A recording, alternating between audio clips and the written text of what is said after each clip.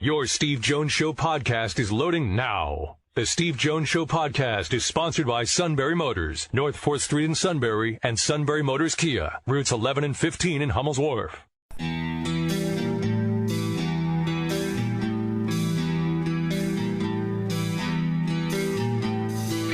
Sports talk where your voice counts. This is the Steve Jones Show on News Radio 1070 WKOK. Now from the Sunbury Motors studio, here's Steve Jones. Sunbury Motors, 4th Street in Sunbury. Sunbury Motors Kia, routes 11 and 15, Hummel's Wharf. Online at sunburymotors.com. Ford, Kia, Hyundai, best in new inventory with great warranties. And check out, by the way, what Sunbury Motors is doing with Hyundai right now. Fabulous pre-owned inventory with the Sunbury Motors guarantee. And a great service department with fabulous technicians that back it all up for the life of the vehicle, all at Sunbury Motors. 4th Street in Sunbury, Sunbury Motors Kia, routes 11 and 15, Hummel's Wharf, and online at sunburymotors.com. Time now for our play-by-play call of the day. So Jason Kidd is at midcourt having a conversation with the officials as to whose possession it is. An official said it was Dallas ball before timeout. They were giving the ball to Golden State. Kevon Looney made a basket, but all right, so there was an offensive rebound. The ball went out of bounds off of Looney. It's Dallas ball, but I think Jason Kidd was still wondering why it wasn't Dallas ball to begin with. Back to about the 2-minute mark. Watch here. Dallas thinks it's their ball out of the timeout. The Warriors are inbounding under the Dallas basket. You saw Looney start to run the other way, and then he realizes, wait, we have a layup, but the Mavs were under the assumption it was their ball. And I think that's how it was originally called, and then there was a stoppage to try to explain it. But I get now why we were actually looking at the monitor because Steve Kerr was on that wire clip as Michael Green with a blow-by and dunk. I mean, that's the oddest thing I've seen in some time. Yeah, well, that's all the doubt. Well, it was strange, but it's the NBA. Now, ladies and gentlemen, boys and girls, because we have the ability with the Mac and Trilla rants of the day to tease upcoming episodes, we now bring in part 3 of the rant. Well, actually, we do not know there's a part 4. No, this is the final one, but I'll hold on that because we have Bob from Hanover on the line. Oh, hello. Hey, Bob, how are you today? I'm doing well. Can you hear me okay? I can. How you feeling, by the way, Bob? Oh, you got me. Yep, I'm feeling great, like nothing ever happened, so I'm very pleased with that. Think about you way more than you realize, so that's why I wanted to ask. I appreciate that. My question is, NIL confuses me because when I thought when it first started, it sounded like schools could not have anything to do with NIL.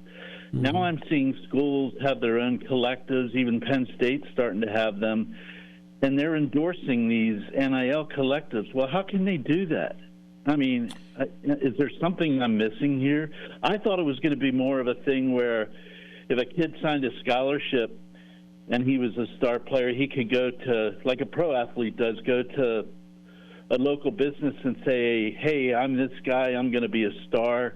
Can you sign me for advertising and pay me $500,000 a year for doing it? But I don't know what it is or how you go about it. Are there any rules? Yeah, that's an interesting question. So let's start with this. First of all, I agree with you that that's the way I saw the original intent of NIL. So, Bob from Hanover, guess what? You're the star quarterback. Sunbury Motors, our great dealership here in the Valley, would love to have you be their spokesperson, right? And you'd be allowed to do it to capitalize on your, quote, stardom as the quarterback of the team. Now, that to me is capitalizing on name, image, and likeness. Collectives, all right, this is the part I never counted on Because every time I talked about name, image, and likeness, I always thought of it as what I just talked about.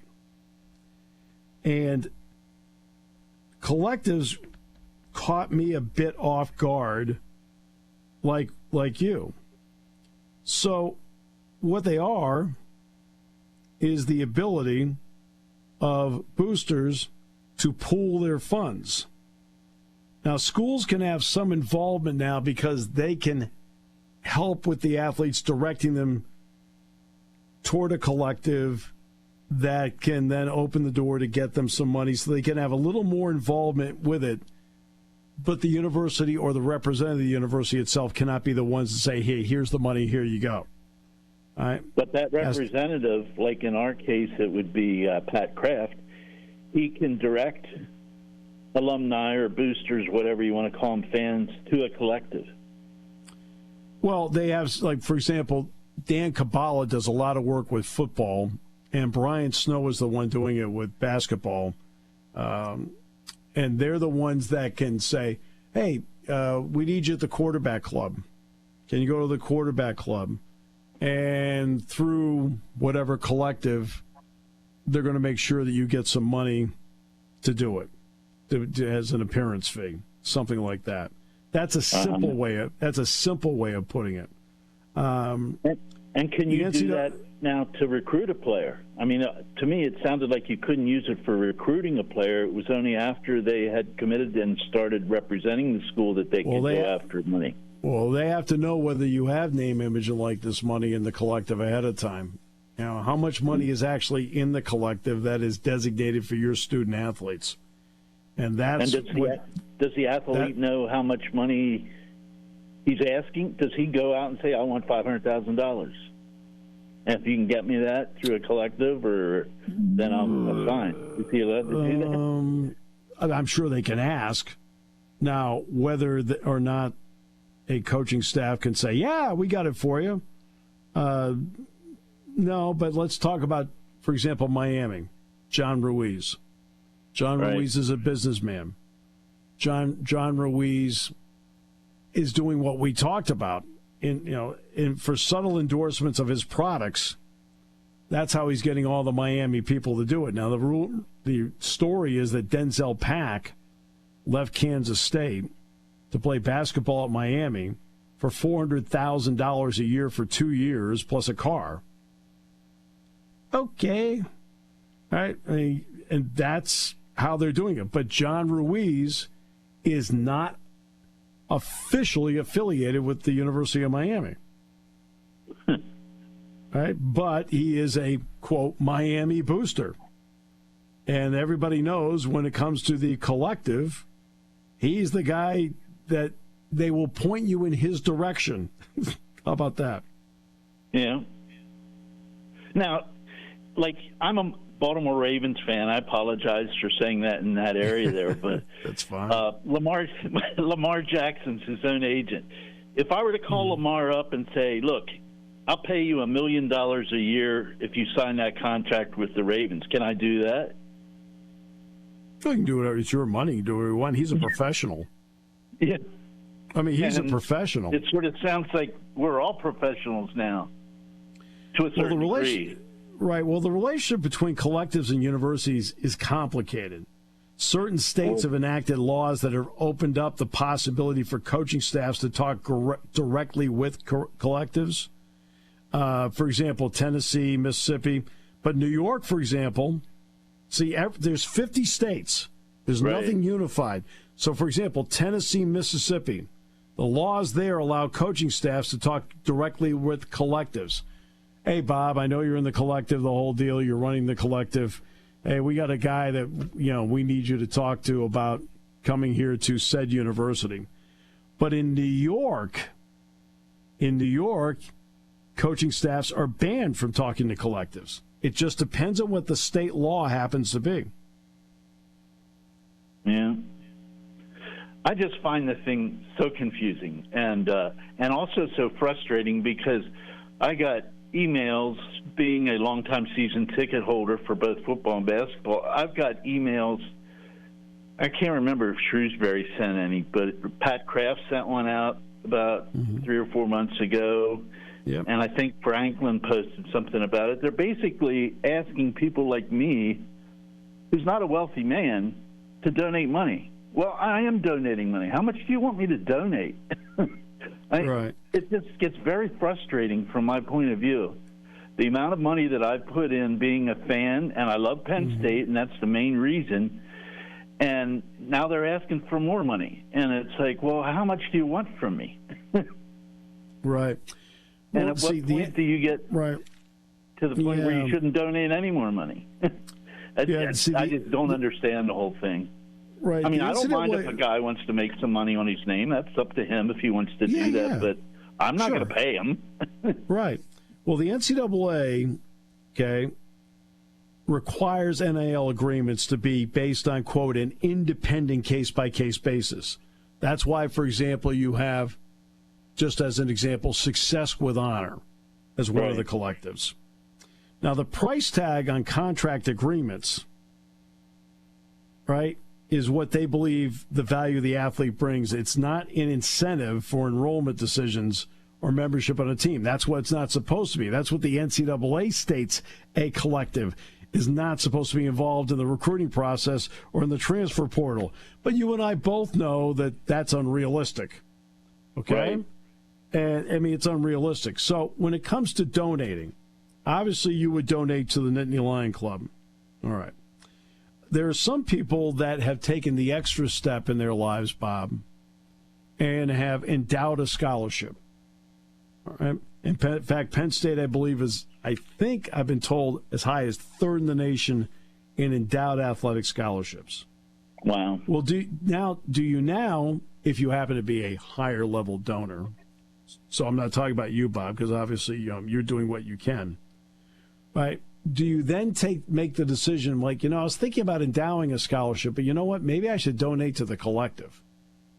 And I think those are the decisions that especially higher level donors do have to make about their programs. Because there are some people, there's a guy that is a big money guy at Georgia, and he is not concerned at all about getting return for his money. To him, return for his money is winning. Right. I understand that. And so he's donated a lot to the Georgia collective, because there'll be people, for example, all right, let's go back to the simple example of, Bob, you're the star quarterback. My car dealership wants you to be our spokesperson. I'll give you money. Well, what if you go out and you have a lousy season? Right? Well, as a business owner, and this is the capitalistic world, I do want, feeling like I'm getting something in return here, right? Your lousy season could drive my sales down, so because of that, I may not want you back. That's how the capitalistic system works. That's not how collectives work. Another interesting thing about that is, I'm not going to name it. I don't even know if I remember the name of the Penn State collective, but I got some emails from them, and I asked them, I said, can you tell me, of the money that we donate to this collective, how much is administrative and never goes to the athlete? Who's paid? Can you give me a rundown on that? And they never respond to that. My understanding is, for the most part in collectives, these are all people that, for example, have a lot of people I know that are involved in the collective have just put their own personal time into it. Okay. And they're not getting anything from it. They did not get involved in the collective. I'm talking about most of them did not get involved in the collective so they could get a little cash on the side themselves. They did it with the idea they're trying to help the program. Now, that's the way I've understood most people involved. But they won't even answer that question. So are they hiding something? Who knows? I mean, or do they think it's none of my business, which is their right to say that, I guess. And, yes, but and also notice that some of the guys that are advisors to these collectives actually sit on our board of trustees, so they are involved in the university. Yeah, but I don't think they're involved at the point Bob, where they're personally trying to profit off it themselves. I think for the people I know that have been involved in it have done it with the idea they feel this is the best way to help the program. Yeah, but I guess my point, even if they're not profiting, if they're sitting on the board of directors of the university, then the collective is tied to the university. It is not separate. So I think they're running a fine line there and doing what they're doing in the way that they're doing it. And I don't know the answers to that because no one's ever published anything about how these are set up, who runs them, who you call. I don't know how you do any of that stuff. The websites are pretty vague. I mean, they give you a way to contact them, but now some of them are transitioning over to 501(c)(3)s. So that's probably a good thing. Right. So that's part of what's going on here. So then they will have to disclose all that stuff. Yes. So some of them are going in that direction, and they want to. They want to be going in that direction. But but like anything, it's not as simple as saying we're a 501(c)(3), right? Right. Like anything, there's a process. And just two other points, if you can touch on at some point. You don't have to do it right now.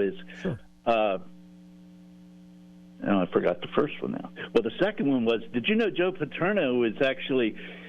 I heard him on an interview once, and he said when he went to Brown, one of the first things that happened is he was introduced to a booster, and he said, or an alumni, and he says, this is your go-to guy. If you need anything, call him up. He'll bring it to you. Like if you need money to go out and take a date out to the movies, he'll give you money.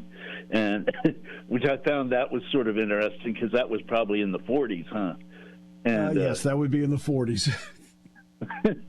I found that a little interesting. And the other thing is, what are these guys, like half of the basketball team are sitting on the end of the bench. They bust their butts in practice every week. What do they think of all this stuff?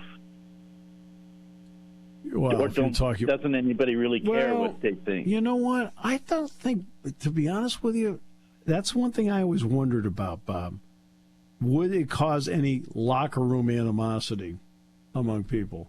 I'm the quarterback, you're the offensive line, all right? My name, image, and likeness is this. Yours is not quite mine. Yeah. And you know what?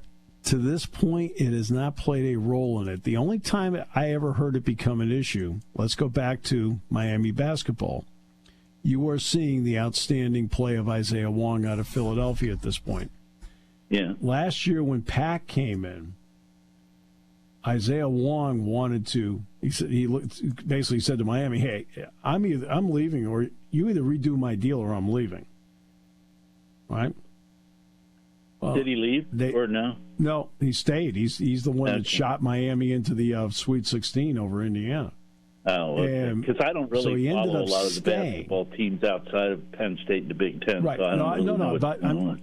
But again, this goes back to, hey, it looked like it was going to cause a potential problem because he's getting this, I'm getting this. I'm the first team All-ACC guy.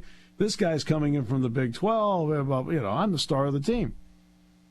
Well, in the end, he did not get more money. And in the end, they said to him, look, you have an agreement, and this is the way it is. And he decided to stay. Okay. But that's the only time I have publicly heard anybody say anything about it, and it got muzzled pretty fast. Yeah, I bet.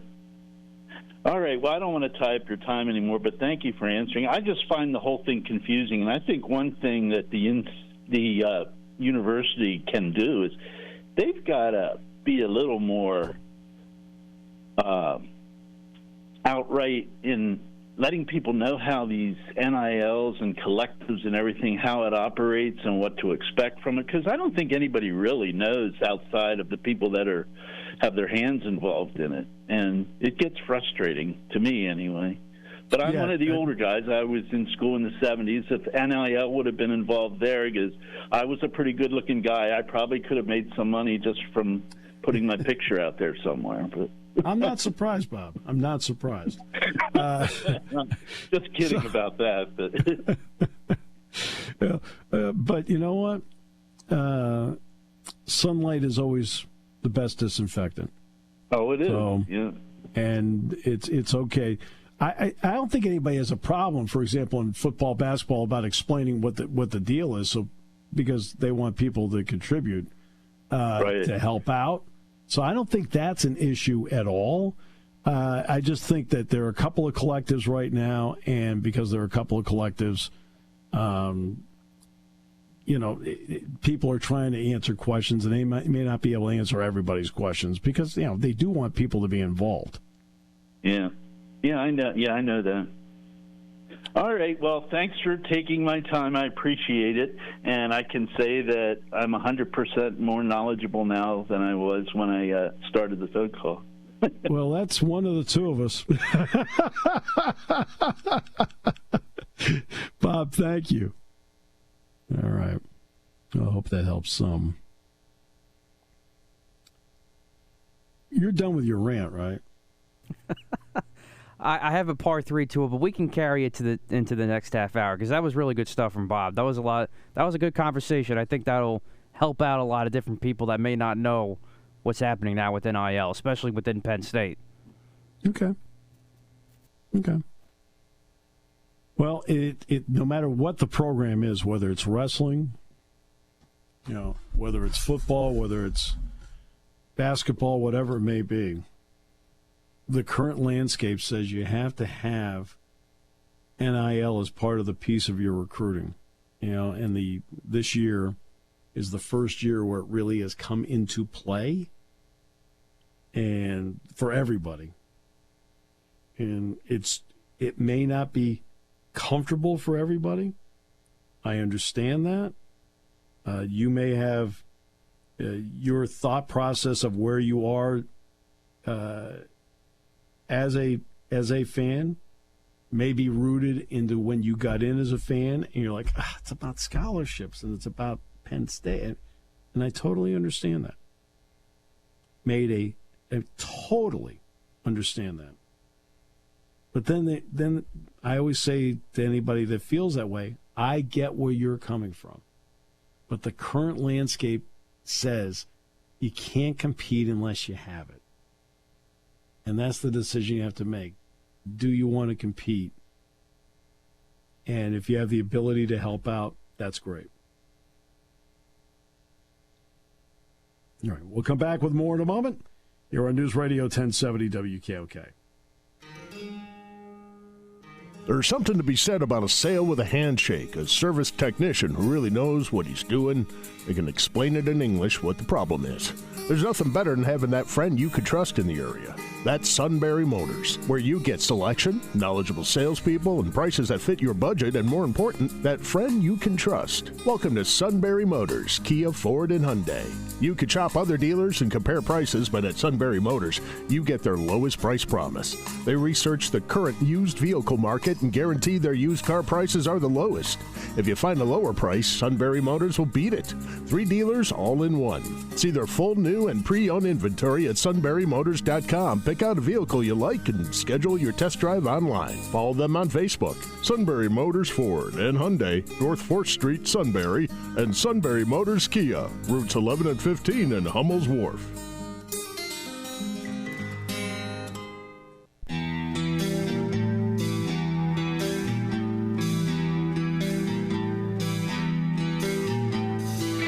Sports talk where your voice counts. This is the Steve Jones Show on News Radio 1070 WKOK. Now from the Sunbury Motors Studio, here's Steve Jones.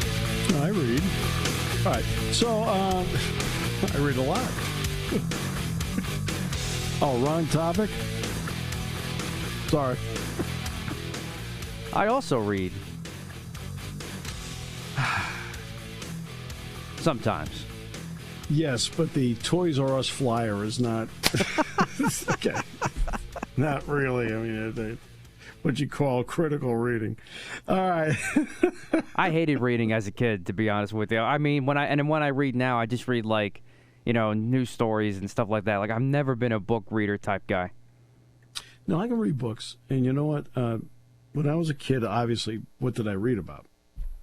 I read sports. about sports all the time. I read sports stories, the sporting news. If I read if I read a book, that's what I read too. Yeah, books on sports, things like that. And my mom she told me once, says, I never criticize what you read because you were reading. That's all it meant. It says, as long as you were doing that, I was fine with whatever sport you wanted to read about. I thought that was pretty cool. All right, today's show brought to you by our good friends at Sunbury Motors, 4th Street in Sunbury. Sunbury Motors Kia, routes 11 and 15 Hummels Wharf, online at sunburymotors.com. Ford, Kia, Hyundai, best in new inventory with great warranties. And check out what they're doing with Hyundai right now. Fabulous pre-owned inventory with the Sunbury Motors Guarantee, which is so important to the buying experience. Fabulous service department, great technicians to take care of the life of the vehicle, which is so important. I didn't read any of that. I did that all off the top of my head.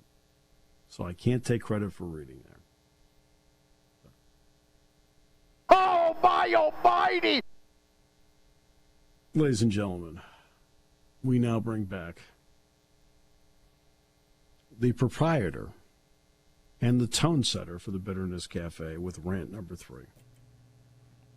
That's right.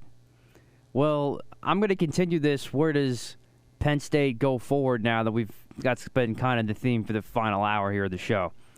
And I think you got it right in front of you. Everybody's throwing out 5,000 different names of who should take over from Micah Shrewsbury. And there's a lot of good names out there.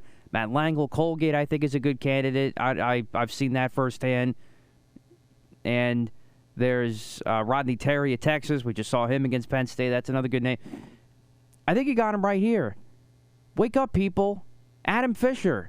I have never seen so much public outreach of players standing up for their guy, a guy that they like internally, as much as I've seen Penn State players go for Adam Fisher, the top assistant to Micah Shrewsbury.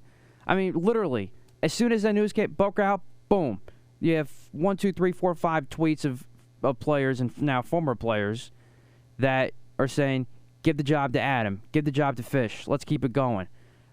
I think that's it right there. If you don't think that's the guy that you wouldn't want as a fan, then I don't know. I don't know what else to tell you. Well, again, as I pointed out earlier, I am going to. There are going to be excellent candidates both internally and externally, and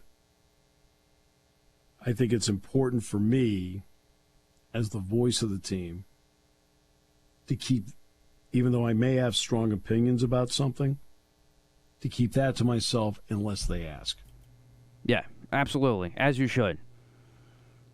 But when it comes to fans saying who they may want, this guy sounds good, I've been in that shoe before. I get it, but when I see all those players coming out on Twitter publicly and saying, we want this guy, something that I haven't really seen that much of ever, to me, that's who I would want. I don't know why you wouldn't. It's the guys in the locker room that ultimately have to work with whoever you bring in. And sure, you have to make sure that you're on the same page with NIL, as we've talked about. But you have to do that with anybody you bring into the helm here. It's not just, these big names that you might think of or may want to come in here. It's anybody that you come in. But when you have a guy in Adam Fisher who has the stamp of approval of the whole roster, it seems, to me, I don't know why you wouldn't want that guy in charge. Well, let's see how the process plays out. All right, let's let the process play out. I know you hate it when I give that answer. Oh yeah, and he has to do is, and he should talk to some of these guys, because you never know what you can find at an interview. I'm a full proponent of that, but I think going in, if I'm a Penn State fan, you should want Adam Fisher, because you see so much public approval already from the players.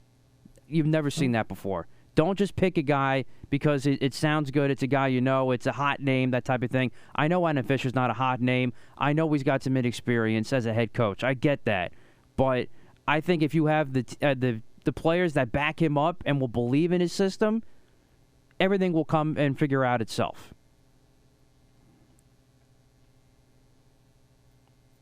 But yeah, we have to let the process play out. I know. Yeah. So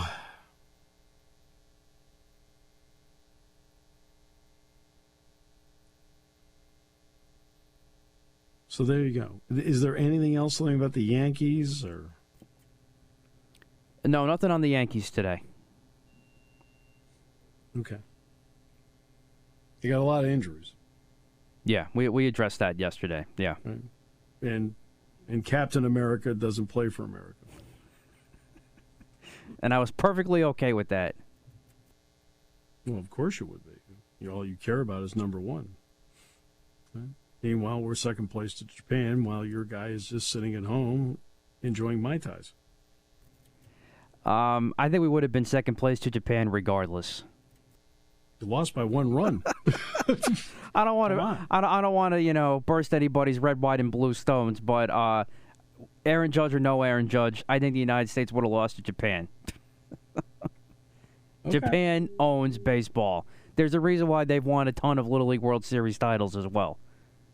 It's hard to beat Japan. I don't care what level you are and who you have on your American roster.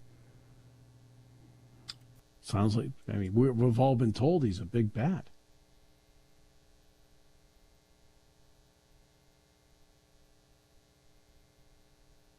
At least that's what I've been told. He's from California. Last I heard, that was still part of America. That's just me. Yeah.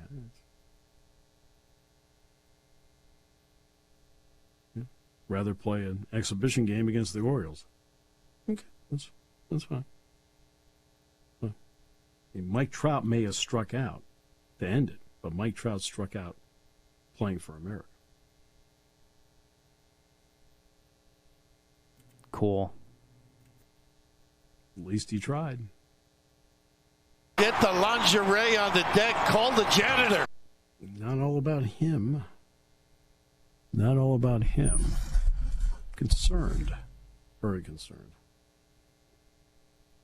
But Rob Manfred's right. You need to come up with something that allows the some of the better pitchers to be involved. We'll see. I don't know. They're not playing until 2026. At that point, Judge will be, 9,000 at that point? No, what is he, 30? What is he, 30 right now? 31? He'll be 34, 35. Way too old to play. All right. Yeah. Oh, well. Yeah. Could have done it when he was in his youth, but no. No, senor! No, senor! No, senor!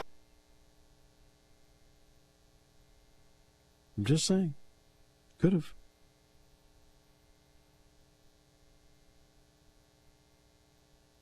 Could have.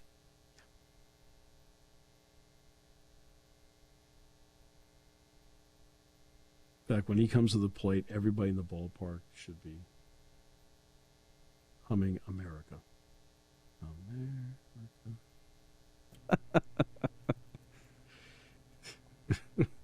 Waving little American flags when he comes to the plate. I support our country. Do you? This is your guy.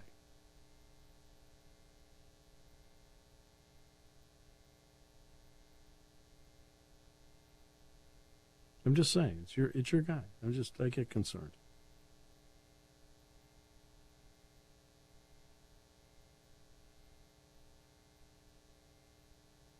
$7.1 billion in value and no championships in 13 years.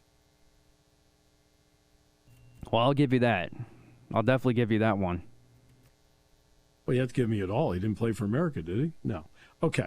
Am I incorrect? No. He shunned America. You got more to give, Steve Jones. Yeah, that John Hare was right. Right? He's right. So I'm going to, shunned. Is shunned too big a word? I don't know. All I know is I looked at the lineup card, and the Mullins kid from the Orioles was playing left field, and Aaron Judge was tapping back to short in a spring training game. You know what's really different about the World Baseball Classic? And I know I related the story earlier in the week.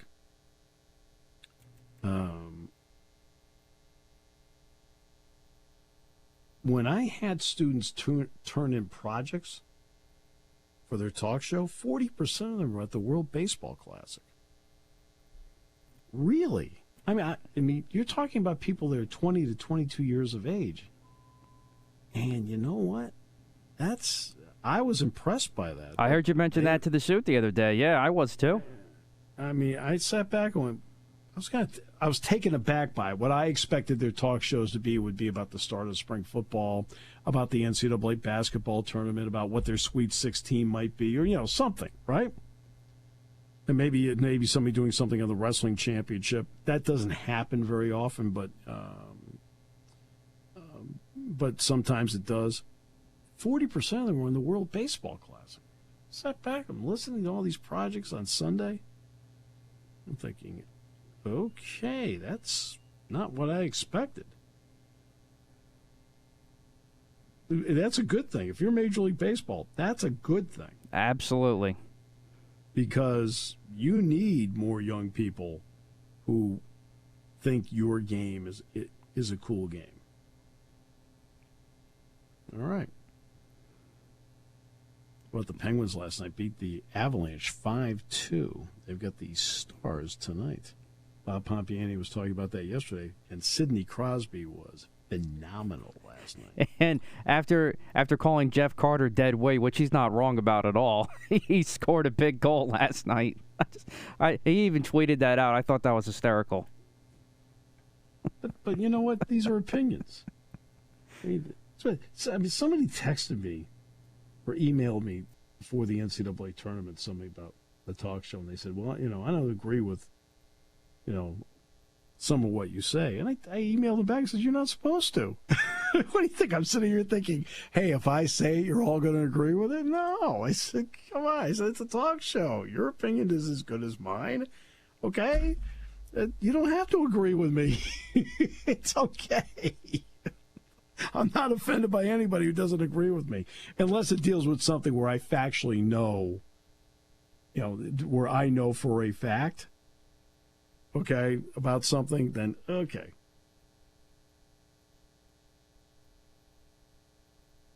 Then it's a little bit different. Then it becomes a factual situation. You know what I mean? Right? Now that I'll sit back and go, no, you're not quite right about that. And that's only because I know. Either based on being there or based on being told by an absolutely reliable source, whatever it may be. But, yeah. Okay. We will take a break. Now, but when it comes to opinion, if you have a different opinion from me, that's fine. There's no issue at all. Zero. All right. That's all the fun of doing the show. It's a show. I always love when people get all wrapped up in, I'm telling you right now, I didn't like it. Please, slow down. It's okay. I'm not offended in the least. All right. All right. We'll take a break, come back with more in a moment. Here on News Radio 1070 WKOK.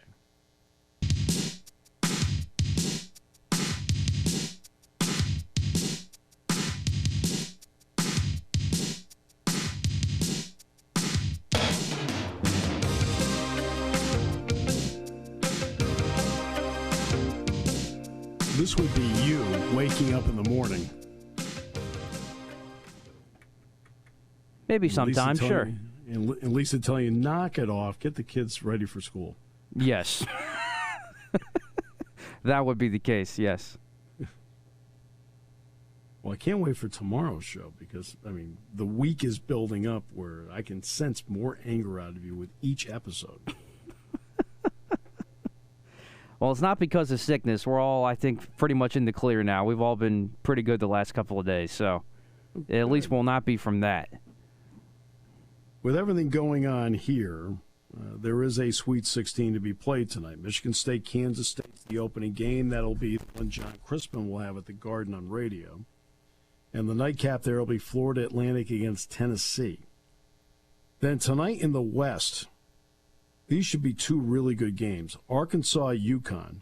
And UConn's been one of the 3-4 best teams in this tournament so far. And then one that I think has whet the appetite for everybody, Gonzaga and UCLA. And those games will be in Las Vegas. So there you go. That is tonight's Sweet 16.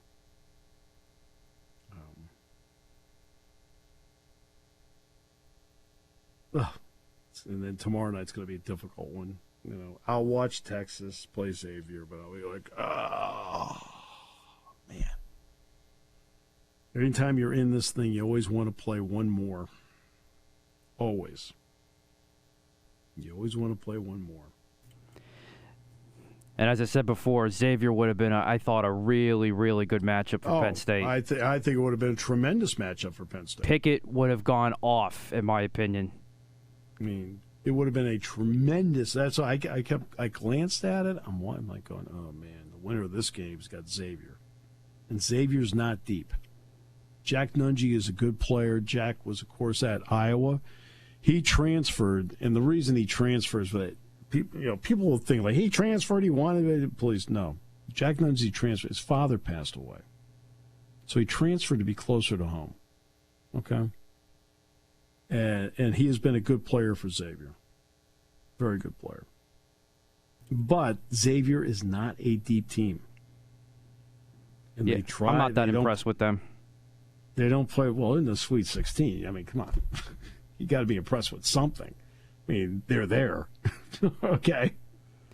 But I also think it's a team that is beatable at this stage of the tournament. I don't like their mental makeup because when things weren't going well down the stretch with Kennesaw State, the guys were yelling at each other, guys were pressing, and then they just did whatever they wanted in their second-round matchup because they finally made shots because that's how they've survived all year. That's not going to fly against Texas. I wouldn't be surprised if Texas beats them seamlessly. Texas will beat them by double digits, yes, in my opinion. I think that could be at least a 15, 20-point margin of victory for them. Now, can I say this about Kennesaw? I only saw them play one time all year, and it was on a tape. And you know what the tape was? And it was a game that was a 5-point game with 2 minutes to go, and Kennesaw was winning most of the game. Indiana at Assembly Hall. Oh. I walked out and I said, that Kennesaw team is really good.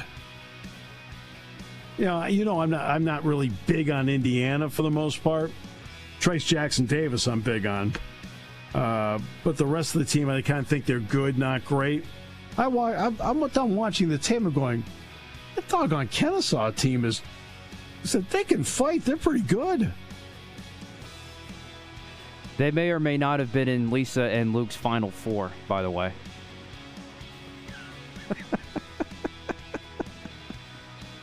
There is a talk show tonight.